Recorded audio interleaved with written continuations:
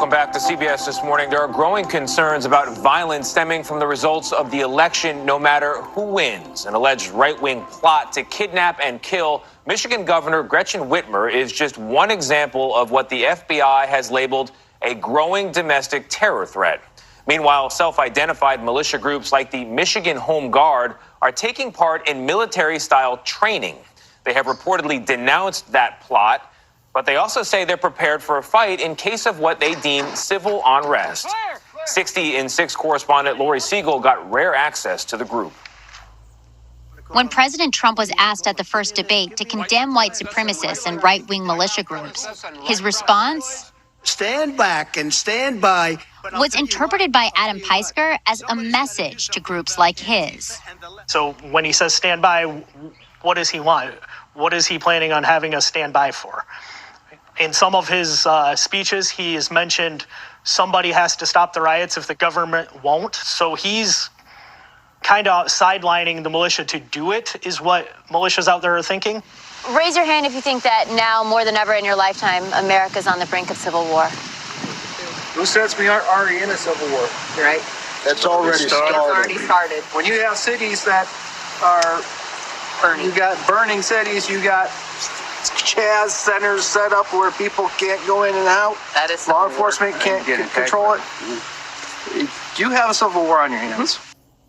Siegel also met with members of an anti-government extremist group known as the Boogaloos. Officials have associated the group's ideology with multiple domestic terror plots. You can hear the ground in there. On a Saturday morning in mid-October, we were invited to a suburb of Lansing, Michigan, to spend some time with about 24 Boogaloos as they got together ahead of a rally. We're just trying to be free again. The Constitution doesn't give the government power, it gives the power to the people. The Boogaloos are an anti-government extremist group that has become increasingly associated with violence. A firearm is a regular citizen's last hope to fight against tyranny. Its members consist of mostly young men who wear Hawaiian shirts and trade cryptic memes that joke about killing members of the federal government and hint at an impending second civil war. I mean, we're in a room with firearms. Is that part of the plan? I'm not going to bring a fork to a gunfight. If you trust the police to carry guns and law enforcement to carry guns and protect you, you should feel just as safe with guys in Hawaiian shirts around. There comes a point when voting and you're not being listened to isn't enough. And Lori Siegel joins us now. Lori, good morning. Amazing bit of reporting here. Militias have a long history in America, and yet interest in them seems to be increasing through the pandemic. Why is that? Yeah, and I think it's important to pay attention to that. I think there's so much happening now that's creating almost a perfect storm. When we were actually there and talking to folks, people are worried about their jobs. They're losing their jobs. They want a sense of belonging. They told us they felt like their rights were under attack. They felt the government shut down and when they're losing their jobs, and they're trying to come together and create some sense of belonging. And they said, speaking to Adam, who you heard from, he said that more and more people want to join and believe that they're a part of something. So I think you're only going to see this increase, which is pretty alarming. Gun ownership is protected in America, but if you get a gun and your friends get a gun, you put on uniforms and you train, is there a legal line there that you cross? At what point is a militia's status in question? It's a super interesting question, because when we were out there, I was asking, is this legal? And we spoke to experts who say, no, this is not legal. It's illegal for private militias to train or engage in paramilitary activity if their intent is to use it against the state or act on authority of police. Now, the problem is if you have these groups going in and acting on behalf of law enforcement unauthorized. Speaking to some of these groups, they're talking about showing up armed to protest. I would challenge them and say, what gives you the authority to pull the trigger? And I think that's where some of this danger lies, where the Michigan Home Guard said they don't want to show up to protest unless they're called upon. You have to look. They actually did show up to protect a barbershop from being shut down at one point. They showed up armed. So, there is kind of, we're all kind of on pins and needles waiting to see what happens. The Boogaloo Boys are very different than the Michigan Home Guard. All these groups are different, but they do show up armed to protest. And you run the risk of them where there's all this tension deciding to do something, and more you have these one-offs of people associated with violence with this ideology. Yeah, and if they're standing by, the question becomes standing by for what? We will be watching on Election Day and after. Lori Siegel, thank you very much. You can watch her report on the Michigan Home Guard on the 60 Minutes YouTube channel right now. It is terrific. I recommend you do so. Her report on the Boogaloos will be out Monday.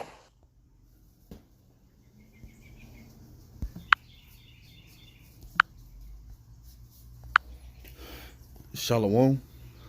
First and foremost, I want to give all praise, honor, and glory to Yahweh, Bahashem, Yahweh Shai, Bahashem Rakakadash. Double honors to my apostles and elders of Great Millstone. Much respect to the brothers laboring worldwide in truth and sincerity. And a hearty shalom to the believers out there who's believing on the words of Yahweh, Bahashem, Yahweh Shai. It's your brother Dabuda, Church of Birmingham, coming next you another lesson. Lord willing is edifying. And as you see, the world of Esau Edom is spiraling out of control, man. Okay? The Lord said these things was going to happen at the end. Matter of fact, let's go get that first. Okay? Let's go to Matthew chapter 24. And let's start at verse 3. And as he sat upon the Mount of Olives, the disciples came unto him privately, saying, Tell us, when shall these things be? And what shall be the sign of thy coming and the end of the world? Yeah, man. Let's look and see what this world is. Okay? The disciples, as we, want to inquire when this current rulership is over with. Okay? And that word world, aeon, right? Let's click on it. Strong's G 165, Ion. Okay.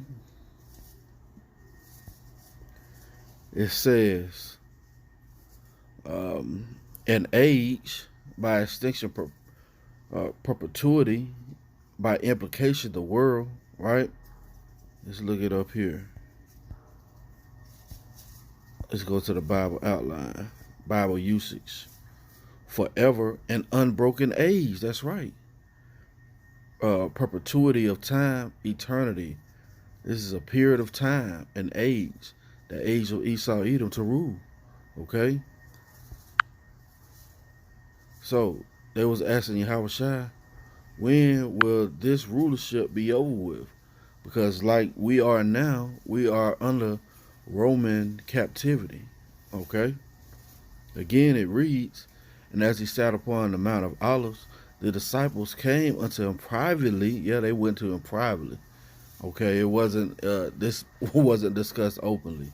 Saying, tell us, when shall these things be? And what shall be the sign of thy coming and the end of the world? And Yahweh Shai answered and said unto them, Take heed that no man deceive you. For many shall come in my name, saying, I am anointed, and shall deceive many. Yeah, you see that now. All right, even with these different Israelite camps, man. These Israelite groups, man, saying that they have the spirit of Yahweh Shai, but they're not prophesying. They're not giving you the 100% doctrine, right? So they don't have the spirit. They're coming under the guise to deceive. Verse 5, For many shall come in my name, saying, I am Hamashiach, and shall deceive many. And ye shall hear of wars and rumors of wars.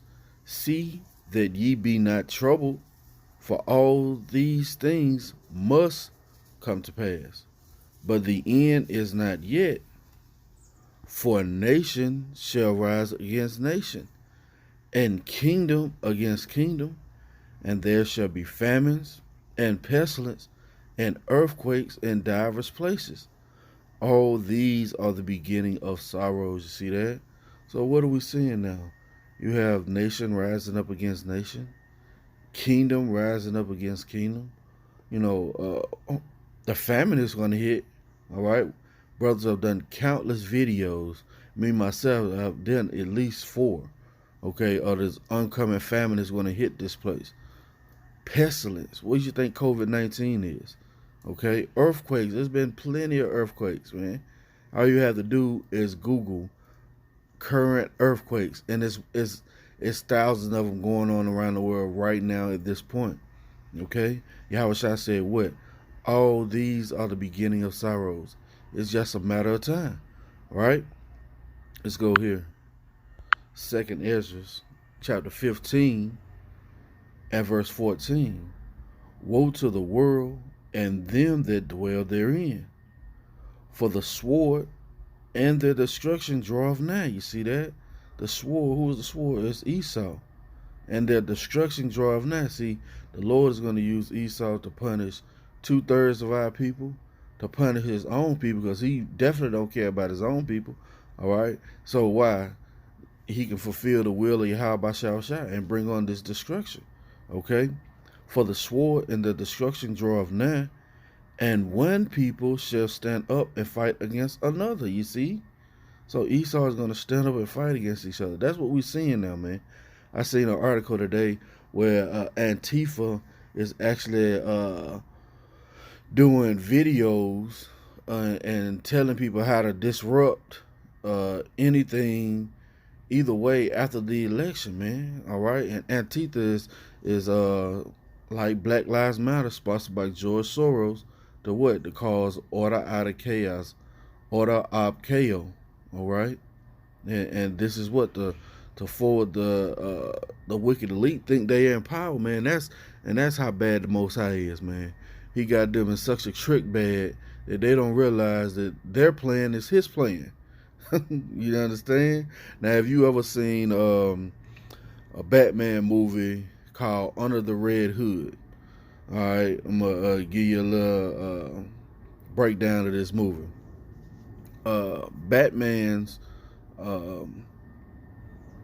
Robin, the second Robin he had, ended up getting murdered by Joker.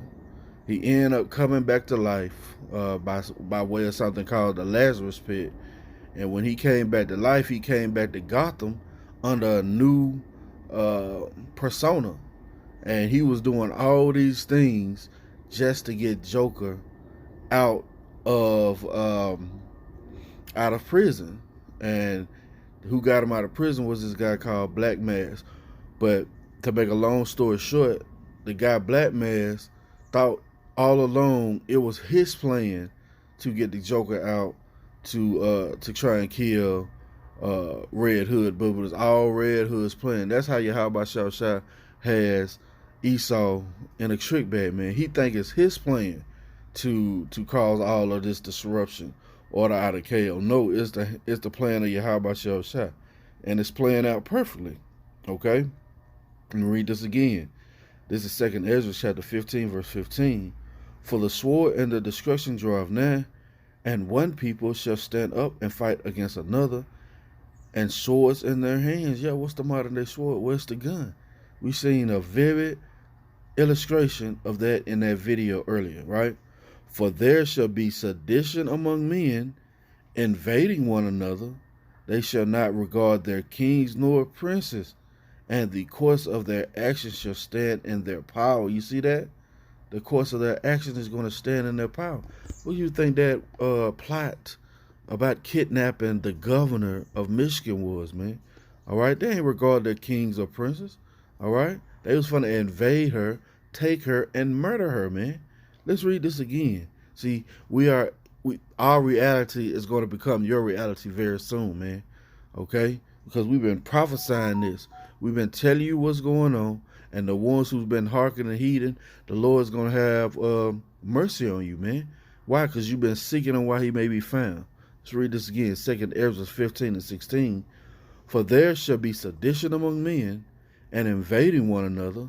They shall not regard their kings nor princes, and the course of their actions shall stand in their power. Yeah, man. Okay. That's like through the Spirit, the Lord had Elder Benat Zagba, say, hey, man, don't be out there tomorrow, man. Don't be out there in that confusion, man, because something's going to go down, all right? And through the Spirit, I believe something's going to go down, All right, and they're gonna end up locking down everything. All right, this could be it. Salakia. Yeah, this could be it, man. This could be the last hurrah. All right, and we pray, Lord willing, that it is. Okay. Going on, it says, a man shall desire to go into a city and shall not be able. Why? For because of their pride, the city shall be troubled, you see. The houses shall be destroyed, and men shall be afraid. A man shall have no pity upon his neighbor, but shall destroy their houses with the sword, and spoil their goods because of the lack of bread, and for great tribulation. Yeah, man. These things are going to come to pass. It's going to be a famine, man. They're going to lock down everything. Okay? It's not going to just be because of the COVID-19. All right? It's going to be because of Yahweh Shai bringing these things to pass. All right? Let's go here. Let's go to the book of Isaiah. And you should be happy, man. All right? Because we can't receive the kingdom without having all these things come to pass. They go hand in hand. Matter of fact, let's get that right quick. Let's go to the book of Acts. You have to go through something to get something, man. All right? And trust and believe that Yahweh Shai is going to protect you. Okay? Why? Because you've been seeking him while he may be found. Right? This is the book of Acts, chapter 14 and verse 22, confirming the souls of the disciples and exhorting them to continue in the faith. Yeah, continue having the faith that the Lord Yahweh by Hashem Shai is going to protect you, right? Continue to believe in this 100% doctrine, right? And that we must, through tribulation, right, enter into the kingdom of the Most High. You see that? Oh, it's got to happen. All right? Let's get another quick precept. Let's go to the book of Hebrews. Chapter, well, too far. Let's go back. Chapter 11. Okay? And let's get to the point. Verse 6. But without faith, it is impossible to please him. Who? The Most High. Right? For he that cometh to the Most High must believe that he is, and that he is a rewarder of them that diligently seek him. You see? So we've been out there diligently seeking him, trying to please him, trying to offend less. Guess what? He's a rewarder of that, man. All right? Keep the faith. You have to go through these tribulations, these trials, to receive the kingdom of heaven. It's going to be some miraculous things that the Lord show us, man. Imagine the stories you're going to be able to tell, Lord willing, when you lift it up on that chariot, and how grateful you're going to be to Yahweh Shai for your salvation, man. Imagine that, man. All right? Visualize these things, man. Okay? This is Isaiah chapter 19 and verse 1. The burden of Egypt, behold, the Lord Yahweh rideth upon Yahweh Shai rideth upon a swift cloud, and shall come into Egypt, and the idols of Egypt shall be moved at his presence, and the heart of Egypt shall melt in the midst of it. Yeah, man. This is Yahweh sending his son back in that chariot to lay his fury and his anger upon Esau Edom. Okay? Verse 2. And I will set the Egyptian against the Egyptian, and they shall fight every one against his brother, and every one against his neighbor, city against city. Yeah, man. City against city, and kingdom against kingdom. You see that? So this is the plans of Yahweh Shai coming full circle, man. Matter of fact, let's see if we can get that right quick. He's not slack. It's gonna happen. 2nd Esdras chapter 5 and verse 42. It reads, and he said unto me, I will liken my judgment unto a ring. Like there is no slackness of the last, even so there is no swiftness of the first. That's right, man. It's going to come in its perfection. It's going to come in its own time. That's going to be it for the lesson. Lord willing, it's been edifying. I want to give all praise, honor, and glory to Yahweh, by Hashem, Yahweh Shai, by Hashem, Rakah Kadash. Double honors to my apostles and elders of Great Millstone. Much respect to the brothers laboring worldwide in truth and sincerity and a hearty shalom. To the believers out there who's believing on the words of Yahweh, by Hashem, Yahweh Shai. Amen. The time has come. Be circumspect. Be prayed up. Lord willing, cover next you on a lesson. Till the next time I say, shalom.